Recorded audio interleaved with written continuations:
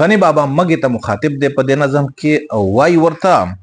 اوس په کندو کې یاره غلې پلار دی غلو مور دی غلچکی وستا نیکه د بدو مل و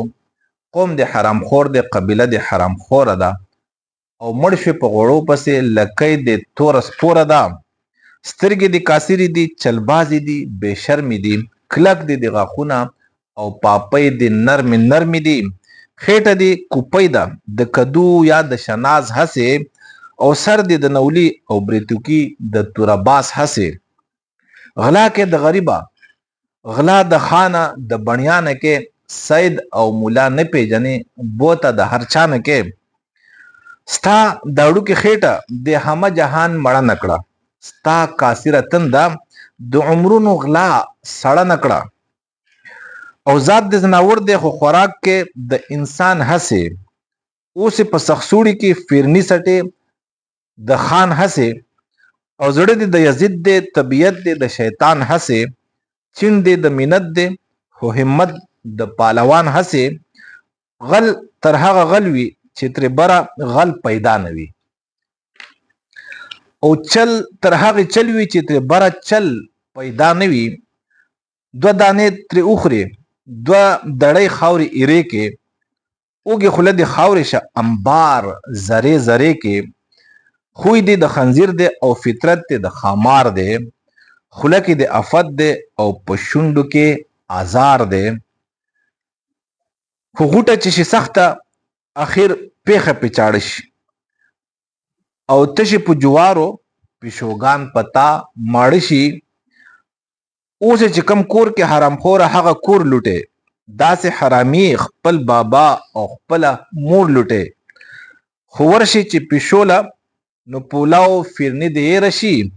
پیش په خېټه موړ شي پتا 11-12 13 شي غنی خان مګي ته ګوري او د مګي کردار مونږ ته بیان کی نو دا غنی خان مګي ته نه دی مخاطب ځکه چې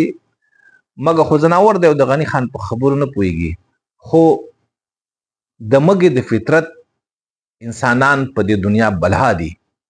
او دا انسانان د افرادو په شکل کې د قبیلو په شکل کې هم وي د قومونو په شکل کې هم وي د ریاستونو په شکل کې هم وي او د ریاستونو د ادارو په شکل کې هم وي او د دې کار څه دی نو کوم کار چې غنی خان د مګي بیان کړی دی چې هیڅوک نه معاف کوي نو دغه کار د دغه انسانانو وي خو غنی خان بیا وایي کنه چیرې غل تر هغه غل وي چې تر بره غل پیدا نه وي غل غلا تر هغه پورې کوي چې د دنه زورور غل نه راوته چې کله د دنم جات زورور غل راوځي نو دل شکست ورکی او بیا دته د غلا موقع نه ملاويږي چل تر هغه چل وي چې تر بره چل پیدا نه وي او چلونه تر هغه پورې چلیږي چې داغه نه غټ چل ولی بل نه پیدا شوه نو اوس مګه کو هر څومره ورانه کوي او هر څومره دا انسان له ضرر ورکی خو څه چل دی د دې د پاسه او چلولي موجود ده الله تعالی هر فرعون له موسی پیدا کړی نو الله تعالی د مګي د پاره پیشو پیدا کړی ده او دا مګ چې راوځي د جوارو د خړل د پاره یا د فرنۍ د سټول د پاره یا د غوړو د پاره نو بس پښو ته غلې ناسي غلې او ته پښو ناسته څنګه چې دی راوځي بس پښو راونیسي او پښو مړ شي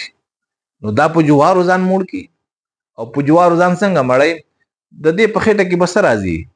دوه درې دانې وخوري خو دوه دړۍ چې دی هغه خاورې کی ختم کی د انسان د استعمال نه وباسي نو دا د دې هغه ګنده فطرت دی خدا غنده فطرت دا کردار دی له هم زوال له او د زوال د پاره ولا الله څوک مقرر کړی دی چې د انسان په لاس خدای نشي راتله نو الله سبحانه و تعالی په دې غنده کردار باندې پښو مسلط کړی دا نو دغه رنګي یو انسان د مګي د فطرت شي یو قوم یو قبیله یو ریاست یو ریاستي اداره یا هر څوک شي نو الله تعالی د دې زوال چې دی داغه د پاره هم د دینه بر خلق پیدا کړی دی د هر زورور نه بره زورور شته دی. نو خو یو تن مقصد دا دی چې کو یو تن یا یو قام یا یو قبیله یا یو ریاست د مګي خوی نه پریدي او خامخا د انسانیت له نقصان ورکوي، نو داسې وخت به راشي چې بیا به ته په میدان کې پروت او پیشو به د باندې راغلی، بس سانګ سانګ کړی به یې. نو نن کو ته په چا زورور وي او په چل ول باندې د خلکو وینې څکې، د خلکو وسایل هړپ کې او غصب کې، سبا له په تا باندې داسې خلک راشي، او بلکې سبا له نه نوم دغه هغه دې ته مکافات عمل وایي که نه. نو مکافات عمل هغه ضابطه دا ده چې بس الله تعالی د له هم زوال راولي، او هغه دغه د پاسه چې کوم غټ زورور غلی او دغه د پاسه هم غټ زورور غل الله تعالی پیدا کړی. نو هر فرعون له الله تعالی موسی پیدا کړی دی. خو یو انسان، یو قام، یو قبیله، یو ریاست بیا دته هم خو د انسانانو وینې څکوي، تاسو خپلې خېټې ستاسو نه ډکېږي، نو خپل انجام ته بس په انتظار باندې اوسئ. هغه وخت ډېر نږدې دی چې ستاسو انجام به هم دغسې لکه څرنګه چې د مګې انجام دی او پیشو یې وخوري. دا د غني بابا نظم و، که تر ستاسو خوښ شوی نور ته ورسئ. الله مو خوشحاله